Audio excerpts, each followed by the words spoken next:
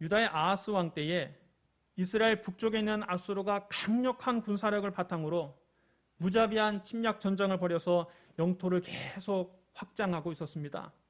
이 위기를 느낀 아람 왕 르신과 이스라엘 왕 베가는 모압, 암몬, 에돔 그리고 유다의 사자를 보내서 반아수르 동맹에 참여하도록 강권했습니다. 이때 다른 모든 나라들은 모두 반아수르 동맹에 참여했지만 유독 유다만 반대했습니다.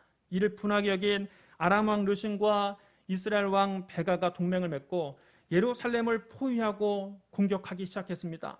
아람과 이스라엘이 동맹을 맺었다는 소식을 듣고 유다 왕 아하스의 마음과 유다 백성들의 마음이 마치 거센 바람 앞의 숲풀처럼 계속 흔들렸습니다. 그때 하나님께서 선지자 이사야를 통해서 말씀을 주셨습니다. 지금 아람과 이스라엘이 동맹을 맺고 유다를 쓰러뜨리려고 하지만 그 일은 결코 성공하지 못할 것이라는 겁니다. 아람과 이스라엘이 동맹을 맺었어도 그들은 연기나는 두 부지깽이 구루터기, 그러니까 타다 남은 두 나무 막대기에 불과하다는 겁니다.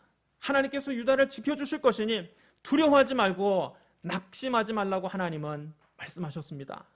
그러나 아하스 왕은 하나님을 신뢰하지 않았습니다.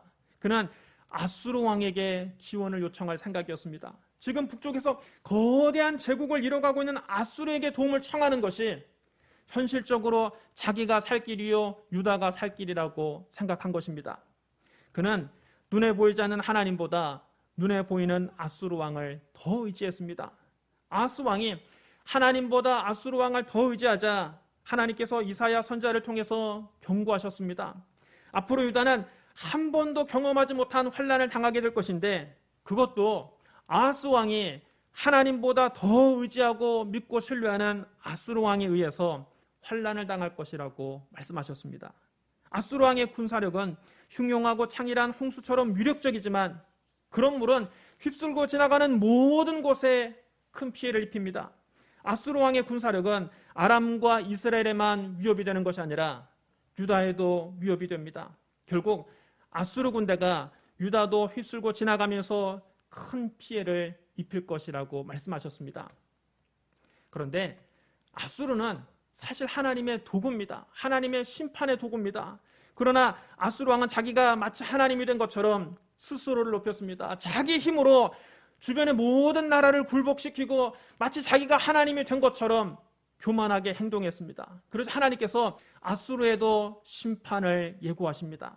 하나님이 말씀하셨습니다. 아수르 사람은 화 있을진저 그는 내 진노의 막대기요 그 손의 몽둥이는 내 분노라. 내가 그를 보내어 경건하지 아니한 나라를 치게 하며 내가 그에게 명령하여 나를 노하게 한 백성을 쳐서 탈취하며 노략하게 하며 또 그들을 길거리에 진흙같이 짓밟게 하려 하려니와 그의 뜻은 이같이 아니하며 그의 마음의 생각도 이같지 아니하고 다만 그의 마음은 허다한 나라를 파괴하며 멸절하려 하는도다. 그가 이르기를 내 고관들은 다 왕들이 아니냐. 갈로는 갈그미스 같지 아니하며 하맛은 아르밧과 같지 아니하며 사마리아는 다메섹과 같지 아니하냐. 내 손이 이미 우상을 섬기는 나라들이 미쳤나니 그들의 조각한 신상들이 예루살렘과 사마리아의 신상들보다 뛰어났느니라. 내가 사마리아와 그의 우상들에게 행함같이 예루살렘과 그의 우상들에게 행하지 못하겠느냐 하는도다. 그러므로 주께서 주의 일을 시온산과 예루살렘에 다 행하신 후에 아수르 왕의 완악한 마음의 열매와 높은 눈의 자랑을 벌하시리라. 그의 말에 나는 내 손의 힘과 내 지혜로 이 일을 행하였나니 나는 총명한 자라 열국의 경계선을 걷어치웠고 그들의 재물을 약탈하였으며 또 용감한 자처럼 위에서 거주하는 들을 낮추었으며 내 손으로 열국의 재물을 얻은 것은 새 보금자리를 얻은 같고 온 세계를 얻은 것은 내버린 알을 주움 같았으나 날개를 치거나 입을 벌리거나 쥐저기는 것이 하나도 없었다 하는도다. 도끼가 어찌 찍는 자에게 스스로 자랑하겠으며 톱이 어찌 켜는 자에게 스스로 큰 차겠느냐. 이는 막대기가 자기를 드는 자를 움직이려 하며 몽둥이가 나무 아닌 사람을 들려 함과 같음이로다. 그러므로 주 만군의 여호와께서 살찐 자를 파리하게 하시며 그의 영화 아래에 불 붙는 것 같이 맹렬히 타게 하실 것이라. 이스라엘의 빛은 불이 되고 그의 거룩한 이는 불꽃이 되실 것이니라. 하루 사이에 그의 가시와 찔레가 소멸되며 그의 숲과 기름진 밭의 영광이 전부 소멸되리니 병자가 점점 쇠약하여 감 같을 것이라. 그의 숲에 남은 나무의 수가 희소하여 아이라도 능히 계수할 수 있으리라. 역사의 주관자는 하나님이십니다. 온 세계의 주인은 하나님이십니다. 아수르도 하나님 손에 들려진 막대기에 불과한 것입니다. 하나님 손에 들려진 몽둥이에 불과한 것입니다. 하나님 손에 들려진 도끼나 톱에 불과한 것입니다. 그런데 아수르가 이 사실을 깨닫지 못하고 자기 스스로를 높이자 하나님께서 아수르의 영광을 다 불태워버리시고 그들을 멸망시키겠다고 말씀하신 것입니다. 그리고 하나님은 장차 메시아가 와서 평화의 나라를 건설할 것이라고 말씀하셨습니다. 그럼 메시아가 누굽니까? 우리 이사야 11장 1절을 우리 같이 읽겠습니다. 11장 1절 말씀 우리 함께 읽겠습니다. 시작. 이새의 줄기에서 한 싹이 나며 그 뿌리에서 한 가지가 나서 결실할 것이요. 여러분, 이새가 누굽니까? 다윗의 아버지입니다. 그러므로 이새의 줄기에서 한 싹이 나며 그 뿌리에서 한 가지가 나서 열매를 맺는다는 말씀은 장차 다윗의 자손 가운데 메시아가 나실 것을 예언하신 겁니다. 이 예언은 약 700년 후에 다윗의 자손으로 오신 예수 그리스도를 통해서 그대로 성취됩니다. 신약 성경은 이렇게 시작합니다. 마태복음 1장 1절이 이렇게 시작합니다. 아브라함과 다윗의 자손 예수 그리스도의 계보라. 여러분 따라해 주셔야 합니다. 다윗의 자손 예수 그리스도의 계보라. 신약 성경은 그 처음 시작부터 예수님께서 다윗의 자손으로 오셨음을 강조하고 있습니다. 하나님은 가브리엘 천사를 다윗 가문의 요셉과 약혼한 처녀 마리아에게 보내셨습니다. 천사는 마리아에게 이렇게 인사합니다. 은혜를 받은 자여 평안할지어다. 주께서 너와 함께 하시도다. 마리아는 이 인사말이 무슨 뜻인지 몰라서 어리둥절했습니다. 천사가 마리아에게 놀라운 소식을 전해줍니다. 마리아여 무서워하지 말라. 네가 하나님께 은혜를 입었느니라. 보라 네가 잉태하여 아들을 낳으리니 그 이름을 예수라 하라. 예수라는 이름은 하나님은 구원이시다 그런 뜻입니다. 또 천사는 마리아에게 말했습니다. 그가 큰 자가 되고 지극히 높으신 이의 아들이라 일컬어질 것이요 주 하나님께서 그 조상 다윗의 왕위를 그에게 주시리니 영원히 야곱의 집을 왕으로 다스리실 것이며 그 나라가 무궁하리라. 여러분 따라해 주셔야 합니다. 주 하나님께서 다윗의 왕위를 그에게 주시리니. 예수님께서 이새의 줄기에서 나온 싹이며 그 뿌리에서 나온 과즙임을 분명히 천사가 밝힌 것입니다. 요한계시록 22장 16절에서 예수님이 친히 말씀하셨습니다. 나 예수는 교회들을 위하여 내 사자를 보내어 이것들을 너희에게 증언하게 하였노라. 나는 다윗의 뿌리요 자손이니 곧 광명한 새벽별이라.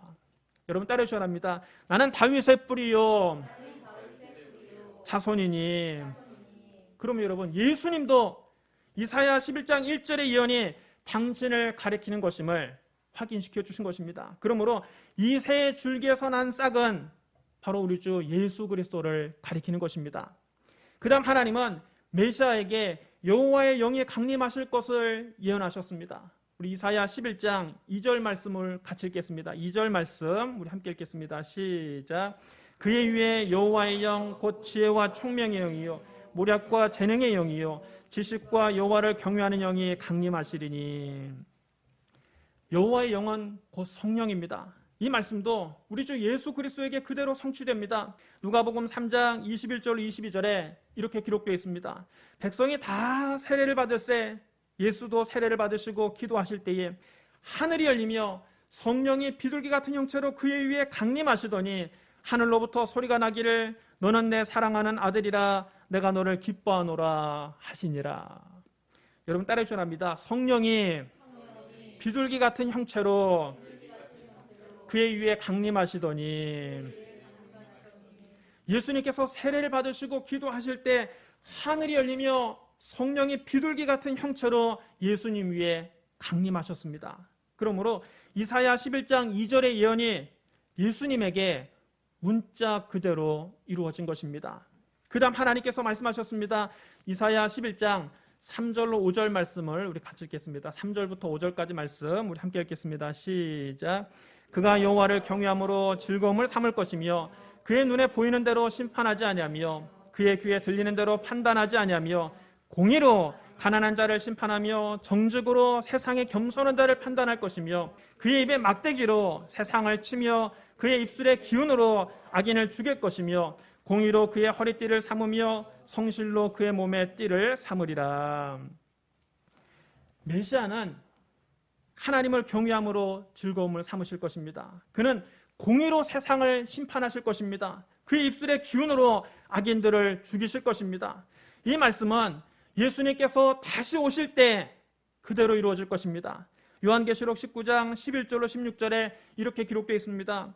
또 내가 하늘이 열린 것을 보니 보라 백마와 그것을 탄 자가 있으니 그 이름은 충신과 진실이라. 그가 공의로 심판하며 싸우더라. 그의 눈은 불꽃 같고 그의 머리에는 많은 관들이 있고 또 이름 쓴 것 하나가 있으니 자기밖에 아는 자가 없고 또 그가 피 뿌린 옷을 입었는데 그 이름은 하나님의 말씀이라 칭하더라. 하늘에 있는 군대들이 희고 깨끗한 세마포 옷을 입고 백마를 타고 그를 따르더라.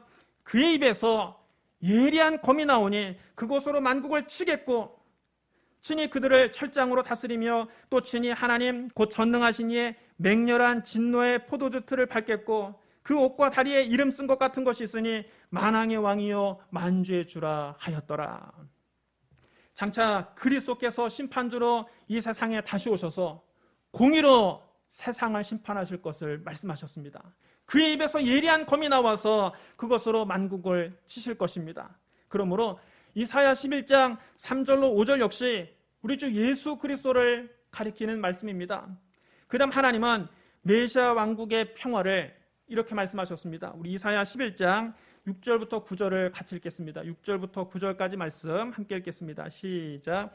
그때에 이리가 어린 양과 함께 살며 표범이 어린 염소와 함께 누우며 송아지와 어린 사자와 살찐 짐승이 함께 있어 어린 아이에게 끌리며 암소와 곰이 함께 먹으며 그것들의 새끼가 함께 엎드리며 사자가 소처럼 풀을 먹을 것이며 젖먹는 아이가 독사의 구멍에서 장난하며 젖된 어린아이가 독사의 굴에 손을 넣을 것이라. 내 거룩한 산 모든 곳에서 해됨도 없고 상함도 없을 것이니 이는 물이 바다를 덮음같이 여호와를 아는 지식이 세상에 충만할 것임이니라. 지금 러시아와 우크라이나는 전쟁 중입니다. 러시아가 우크라이나를 침공해서 많은 사람이 피를 흘리고 있습니다. 그런데 여러분, 우리가 인류 역사를 돌이켜 보면 지구상에 전쟁이 없었던 날이 며칠 안 된다고 합니다. 그러나 장차 주님이 다스리는 그 나라가 되면 이 세상에 말할 수 없이 평화가 올 것입니다. 이리가 어린 양과 함께 살 것입니다. 표범이 어린 염소와 함께 누울 것입니다. 송아지와 새끼 사자와 살찐 짐승이 함께 풀을 뜯고 어린 아이가 그것들을 이끌고 다닐 것입니다.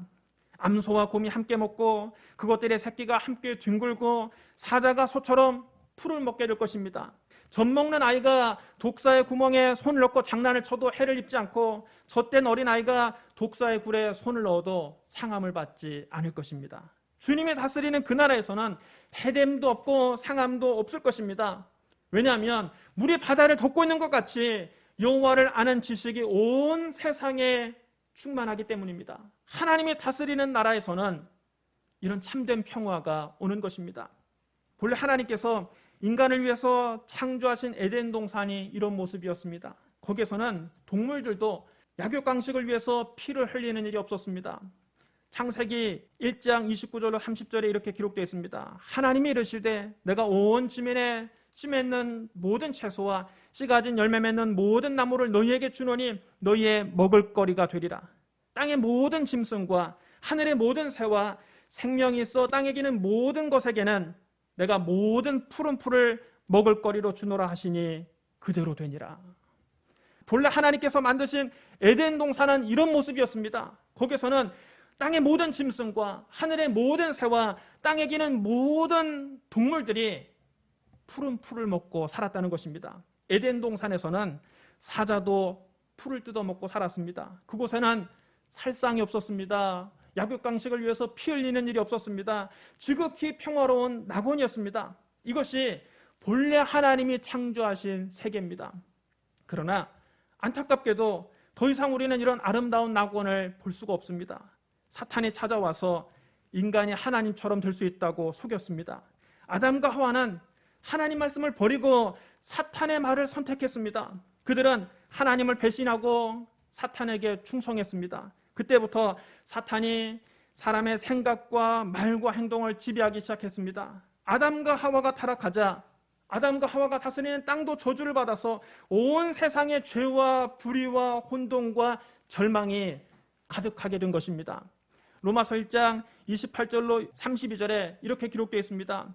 또한 그들이 마음에 하나님 두기를 싫어하며 하나님께서 그들을 그 상실한 마음대로 내버려 두사 합당하지 못한 일을 하게 하셨으니 곧 모든 불의, 추악, 탐욕, 악의가 가득한 자요 시기, 살인, 분쟁, 사기, 악독에 가득한 자요 수군수군하는 자요 비방하는 자요 하나님께서 미워하시는 자요 능욕하는 자요 교만한 자요 자랑하는 자요 악을 도모하는 자요 부모를 거역하는 자요 우매한 자요 배약하는 자요 무정한 자요 무자비한 자라. 그들이 이 같은 일을 행하는 자는 사형에 해당한다고 하나님께서 정하심을 알고도 자기들만 행할 뿐 아니라 또한 그런 일을 행하는 자들을 옳다 하느니라.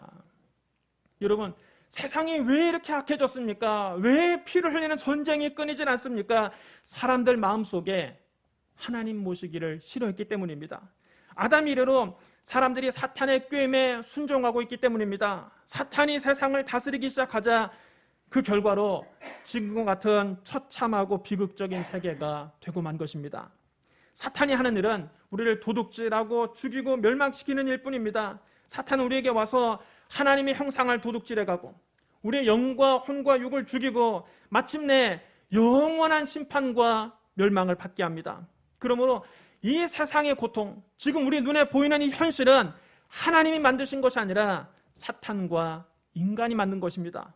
말세에는 이 세상이 더 악해질 것이라고 성경은 말씀하고 있습니다. 너는 이것을 알라. 말세에 고통하는 때가 이르러 사람들이 자기를 사랑하며 돈을 사랑하며 자랑하며 교만하며 비방하며 부모를 거역하며 감사하지 아니하며 거룩하지 아니하며 무정하며 원통함을 풀지 아니하며 모함하며 절제하지 못하며 사나우며 선한 것을 좋아하지 아니하며 배신하며 조급하며 자만하며 쾌락 사랑하기를 하나님 사랑하는 것보다 더하며 경건의 모양은 있으나 경건의 능력은 부인하니 이 같은 자들에게서 네가 돌아서라.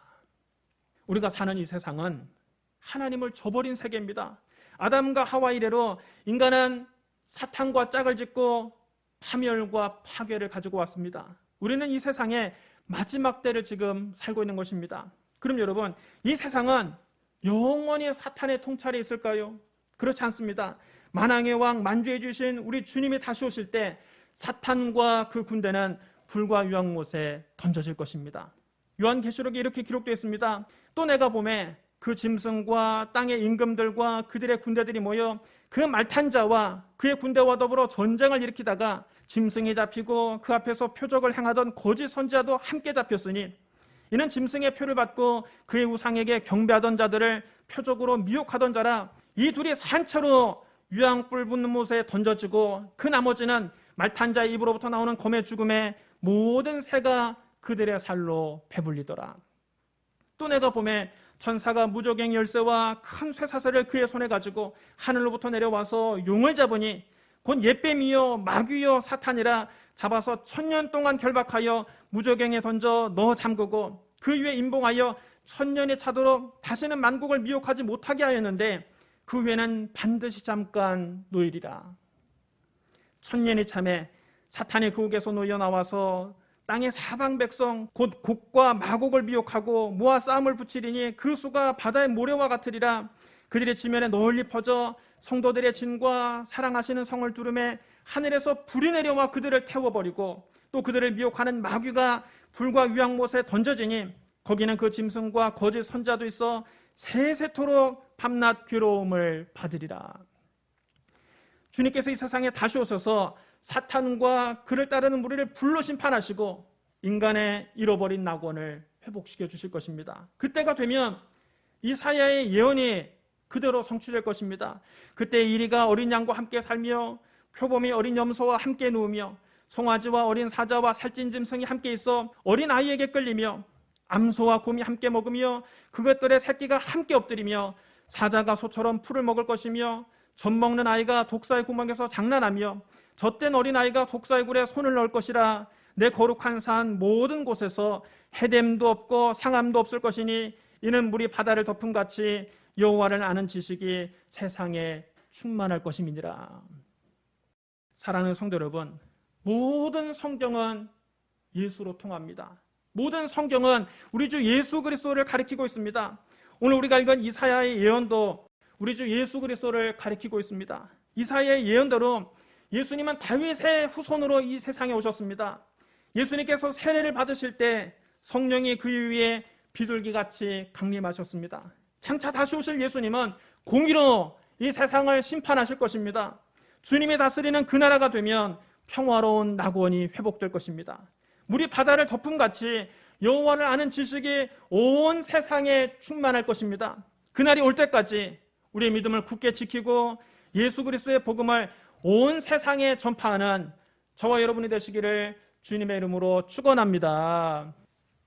우리 기도하겠습니다. 사랑과 은혜가 풍성하신 하나님 아버지, 죄로 말미암아 미움과 살상이 가득한 이 세상에서 우리를 구원하기 위해서 하나님의 아들이 다윗의 자손으로 오신 것을 감사합니다. 장차 예수님께서 공의로 이 세상을 심판하실 것을 믿습니다. 주님이 다스리는 그 나라에서는 해됨도 없고 상함도 없을 것을 믿습니다. 주여, 물이 바다를 덮음같이 여호와라는 지식이 온 세상에 충만하게 하여 주시옵소서. 주님 다시 오실 날을 간절히 기다립니다. 아멘. 주 예수여 오시옵소서. 예수님 이름으로 감사하며 기도드리옵나이다. 아멘.